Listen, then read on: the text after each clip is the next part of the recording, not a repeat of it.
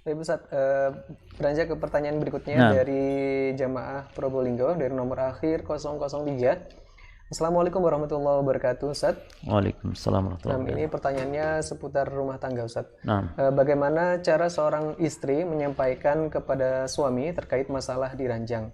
Afwan, yakni terkait ejakulasi dini Ustaz. Sementara istri sangat tidak nyaman dengan hal ini Ustaz, tapi takut menyakiti hati suami untuk menyampaikannya. Jazakallah khairan Ustaz. baik. Barakallahu fikum. Kondisi seperti ini tergantung suaminya ya. Ini kan pengaduan dari pihak istri, nah tergantung suaminya. Kalau suami ini dengan istrinya hubungannya memang baik, fair gitu ya.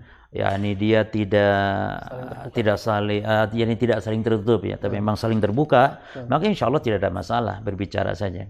Bahkan mungkin ada suami istri ya, seperti kalau kami ini dengan suami istri ya, sama hal-hal seperti itu tuh biasa.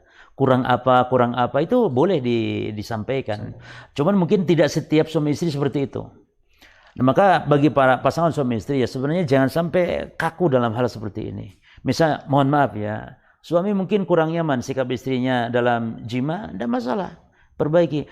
Misalnya afwan atau afwan ya yang atau sayangku afwan ya. Kalau begitu kayaknya anak terlalu kepepet, anak tuh kayaknya terlalu tidak enak, terlalu sesek anak kalau begitu caranya. Coba begini, begitu. Nah, masalah itu dipelajari.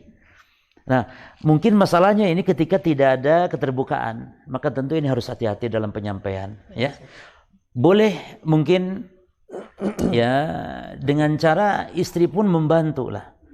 Bisa mungkin istri membantu bagaimana sang suami ini supaya cepat ejakulasi.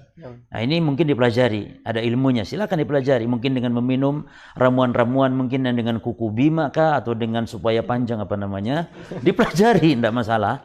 Ya, hal ini, dan ini penting, ini jangan anggap remeh masalah jima ini. Subhanallah, bahkan jima itu menyehatkan badan, menyehatkan jiwa juga, membuat pikiran fresh, senang, gembira. Bahkan suami istri ketika jimanya nyaman akan bahagia hidupnya. Ini penting ini, masalah ini.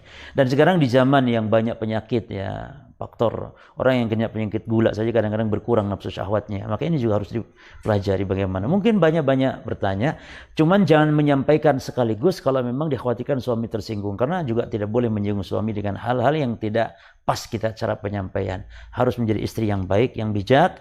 Mungkin bisa cara-caranya ya membantu juga istri. Ketika waktunya pas baru bisa disampaikan.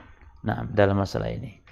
Karena kalau memang sudah begitu kekuatan suami dan memang mungkin ada penyakit ya harus diobati terlebih dahulu.